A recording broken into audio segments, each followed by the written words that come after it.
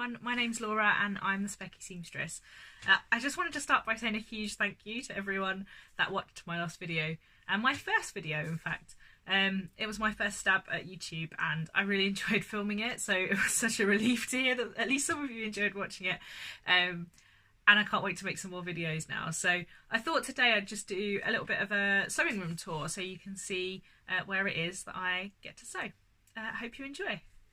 So as we come into the sewing room, on the right hand side we have my desk and chair where I sit to sew. I was really lucky. This is a dressing table that I was bought when I was a kid. My mum bought this for me after I absolutely begged her to buy it. It was not the practical chest of drawers that she was looking for my small room, but I loved it. And it was a cream colour, you can see in there. And when I moved house, I said that I'd like to keep it. But it had quite a lot of stains on it from nail varnish remover and hair straighteners and all kinds of things. So I sanded it down and repainted it and made some handles for it. It might not be finished, but it might not have any more done to it, so we shall see. My machine, my new Janome 230 DC, which is looking a little bit sad at the minute because it doesn't have a foot holder, so that's waiting to be sent off to Janome for repair. Now, normally my room is not this tidy, but I've tidied it up, but I've tried to leave it in a sort of reasonably realistic state. So normally just left of my machine I have a couple of projects that I'm working on. So these are a pair of trousers and 2 pairs of shorts that really should have been finished before I went on holiday, and I'm gutted that they didn't, but I'm hoping if I finish them this month they can obviously count towards sewing Animal April, so you know there's a silver lining to everything. These are the Butterick B6327, which I love, and how often I'm going to wear cheetah trousers, I don't know, but definitely the linen shorts are going to get quite a lot of wear. So this fabric is from Fabric Godmother, this one's from Textile Express, and so is this one as well. This is a needle cord. This was my first kind of muslin, really. And on my desk I keep my camera, some glasses. They're not always there, but my glasses are kind of strewn around the house in a number of different ways. My multiple pairs of scissors, my zebra which keeps my unpickers and the screwdriver for my machine. I have my lovely mug that was part of my Sewing Secret Santa gift from Susan Young Sewing, which is great, and I use that all the time because I'm a big tea drinker. And a very sorry looking homemade pincushion that really needs a bit of love and needs to be redone. I think, I don't know, my kitten likes to come in here and take the pins out of this, and I think she's pulled it pulled it away from the seams, but I really love this. I would recommend this. Is a little photo frame with just some padding in it, so I've taken the glass out and put some padding in, and I really think it's quite useful to have right next to where I'm sewing. Above my desk is my International Women's Day print. I picked up this fabric when I was in Cameroon. I was in Cameroon for International Women's Day in 2016, and International Women's Day there is a huge party celebration. It's amazing to be there, and every year they have a new fabric printed which is made into dresses for all of the girls and women, and they're all out in the dresses, and I couldn't resist buying some. Now, I don't see myself in a dress in this, but it comes in these strip panels, so I've kind of made a bit of a feature of that, which I love looking at when I sew. Makes me happy. And then behind the door we have a bit of a mess at the minute. That bag at the bottom is the stuff that I'm taking to the Sewisfaction Swish at the weekend, and then I have, you know, the standard Kallax unit that everybody has with my big scraps, my sort of outerwear type fabrics, my like heavier or large pieces of jersey, So I've been buying fabric from a Facebook page called Colville Fabrics, and they tend to sell things in 3-meter cuts, and that's quite difficult to store, so they all kind of go in there. I've got fabric from duvet covers, which I use for lining or for trialing stuff out, or for clothes, because you can get some really beautiful duvet fabrics. Some crochet stuff, my makes in progress, and then at the bottom here I've got my pattern pieces and my unwanted clothes. So clothes that I think I love the fabric of, but I'm not wearing, so I'd quite like to try something new. And then on the top, just some storage that we won't talk about. Then as we move around, I keep on these hooks here, or in these hooks, things that I'm working on. This sort of tends to be stuff that I'm either not quite finished with or not quite happy with. So I've got a Seamwork Jill in this kind of ridiculous fabric that I picked up from Fabricland. My Sew Over It Betty dress that I'm still not 100% happy with the fit for. This is a bit of a sneak peek to my next Minerva Crafts blog. The first shirt dress that I tried that I just want to have a fiddle around with at some point. This is one of my first jersey makes, which I sewed on my old machine and it kind of struggled, and I'd like to unpick it at some point and try again, with this lovely dinosaur French terry from Lubadou Fabrics, which is going to be great when I finish it. And then another duvet cover sew that's been up there for quite a while, which is sort of a self-drafted loose shirt dress, which I'm not 100% happy with.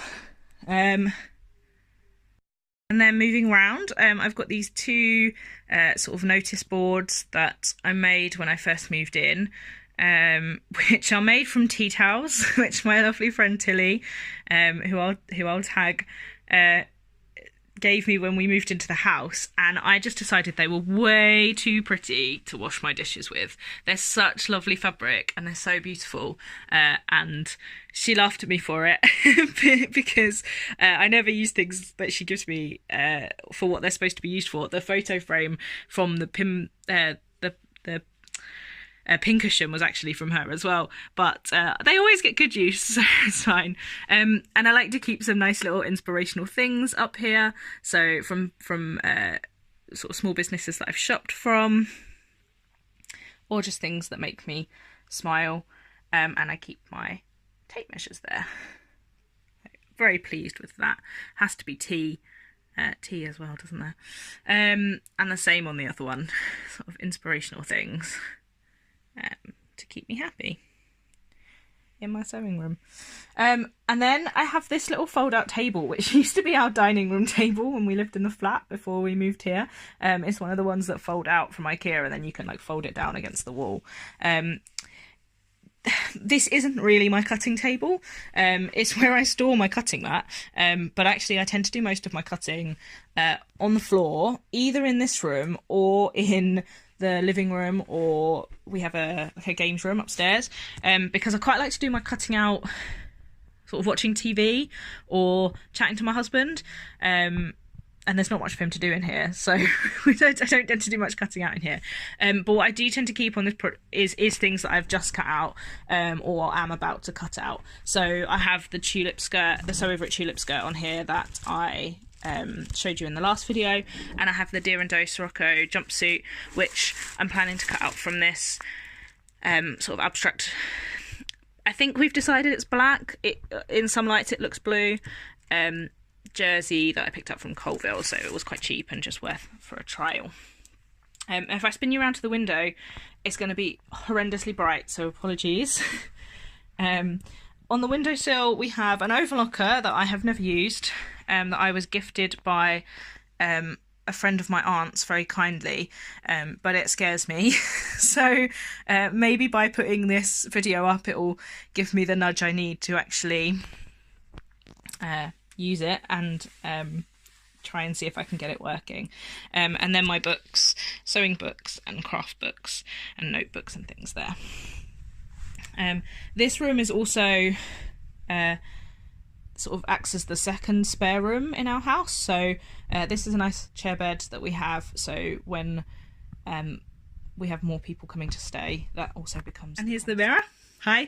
Here you can see a little bit more about what I am wearing today. So this is just a Tilly and the Buttons Frankie t-shirt in a very appropriate print, I think you'll agree, for the YouTube channel. I'm not actually super happy with this t-shirt, although I love the fabric. Just because I made it a little bit short, I tried to take out the dipped hem. I'm not a massive fan of the dipped hem, and I just made it too short. But it's sort of wearable, and I might add a red band to the bottom of it to fix it. I've also, the only other adjustment I made to this was I took in the sleeves quite a lot. I don't know what it is. I found this with all of the patterns in the stretch book, that the sleeves are really loose, and I've looked at other people and I don't think that they seem to be, and I wonder if for my size my arms are quite small or something, because I have to take them in like a good couple of inches to get them to sort of fit, and I don't do that when I'm making a jumper version, like a sweater version, but for a t-shirt I don't like it to be too loose. So, and this is where the fabric stash is stored. I bought this blanket box a little while ago, just before we moved house actually. I knew I was going to need something to hold my craft stuff, and I didn't really know what I wanted and how much.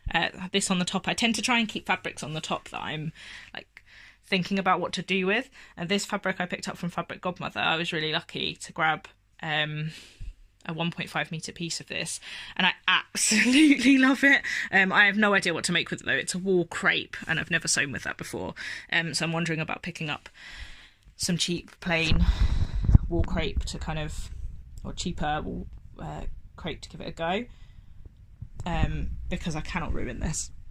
It's amazing. So that tends to stay up there when it's not a cat bed. This cushion was made from Kenyan sugar that I picked up in the Maasai area on a trip out there, which I love. The idea was that this would be able to be used as a seat in this room, but as you can see, it never quite shuts anymore. I'm a little bit ashamed to show you this, but here is the fabric stash. It isn't in the neatest of places at the minute. Okay, so we'll see if this angle is a little better. I don't know if you saw when I was filming in the mirror, but I have a little kind of tripod for my phone. It's one of those Gorilla Pod, like flexi ones. So I've attached it to the top of my sewing chair, and we'll see how it goes. So, yes, this is supposed to be all of my jerseys on the top. I think what I'm going to need to do is get sort of a thin, shallow box to put in this that has all my jerseys in it, so I can take them all out together, because it gets a little bit challenging. So I'll take these out, and then I have my sort of lining material and sort of thinner material, so some crepe, some georgettes, then I have some cottons through here, some gorgeous fabric that I picked up in India. Along this bit I have my, there you go, heavier wovens. So you can't see all of it in here, but the two kind of curtain weight fabrics that I picked up in New Zealand are in here, along with kind of corduroy and one African wax because it didn't fit with the rest. So now I've moved the other side out of the way, you can see the extent of the woven collection. So I have all of this here is kind of like the medium weight. Some of them are quilting cottons. I personally don't see a problem with making clothes with quilting cottons. You know, skirts and dresses, I don't see a problem. Then I have all of my African wax fabrics here, which has just grown because I subscribe to the Stamp Africa subscription box for Ankara Wax, and picked up my first box the other day, and I'm gonna do a haul of all of my African wax fabrics with some plans, because the challenge that Sew V set up last month really kind of gave me a push. I've got a lot of African wax in my stash, some of which I've picked up while I've been in Africa on my travels, and that's where I fell in love with Ankara Wax. but also I've picked up at home.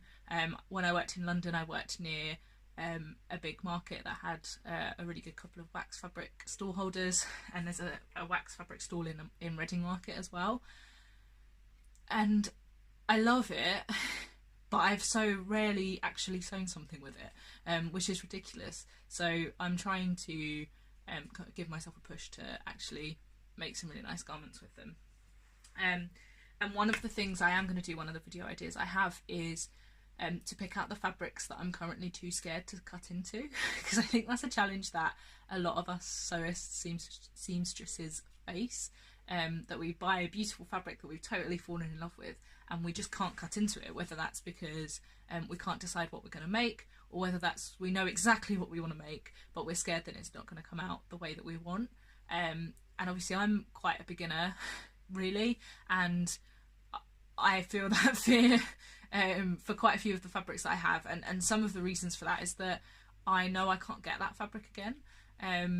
You know, I feel less concerned about mucking up a fabric that I know I could rebuy, or some of the fabrics I've picked up while I've been abroad that I know I can't just get hold of, even though they were really cheap. It's almost worth buying more expensive practice fabric than what you paid for. While I'm talking about this, I'm stroking the fabrics that I picked up in India back in 2014, which is way before I learned to sew clothes. But I already have made a bit of an error with one of these, and I feel really bad about it, and it's stopping me from cutting into any of the others. So yeah, I'm going to do a haul a bit more about this collection. My husband helped me sort this out the other day, so this bit is reasonably neat. It's just the stuff on top that needs a little bit more sorting. And it was quite interesting because he was picking out things and saying, oh, I like this one, I like this one. And I thought it almost might be interesting to do kind of his favourites, my favourites video as well, and get his idea on what I should make with things, because actually sometimes he comes up with some really good ideas that I wouldn't have thought of, and he obviously knows my style quite well, so he comes up with some shockers as well, so don't worry. So guys, I hope you enjoyed that little sewing room tour. I did actually film for quite a bit longer, talking about how I got into sewing and sort of various attempts in the past, but it was quite long and rambly, so I thought I'd spare you from that for now, and I might upload that or another version of that shortly. Thanks very much for watching, guys. See you soon. Bye.